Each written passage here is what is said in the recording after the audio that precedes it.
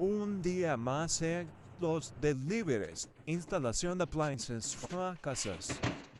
Aquí le vamos a mostrar cómo instalar un dishwasher o lavaplatos, como ustedes lo quieren animar.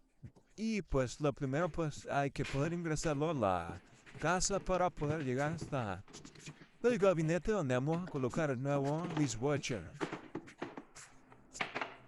Aquí el dishwasher ya va preparado con sus partes, con su cable, su manguera y todo. Entonces lo que vamos a hacer lo vamos a colocar en su...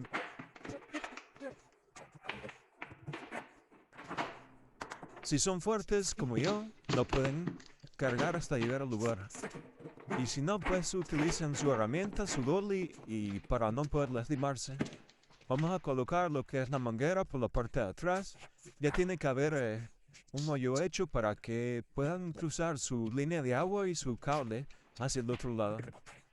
Y pues, después de haber colocado el cable y la línea de agua, también vamos a tener que sacar la manguera que es la del drenaje del agua del lavaplato, que esa ya la trae incluida. Esa no es un accesorio extra que lo vamos a poder agregar.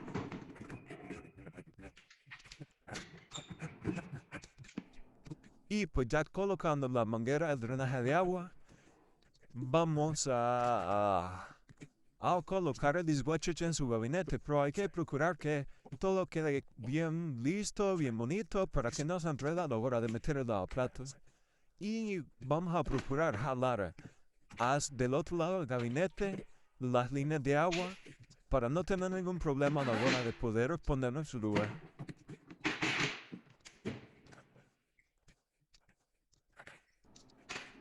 Y aquí lo que vamos a hacer es que vamos a conectar la línea de agua, vamos a utilizar una tenaza, una chara, ¿no?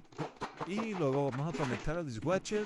Y por último vamos a colocar la manguera del drenaje de agua en el erga. Lo que yo hago, pues saco el erga de la parte de arriba y ya lo coloco la manguera donde tiene que estar. Le pongo su abrazadera y con un 516 termino de colocar el tornillo en el erga. Y luego vuelvo a poner el erga nuevamente en su lugar.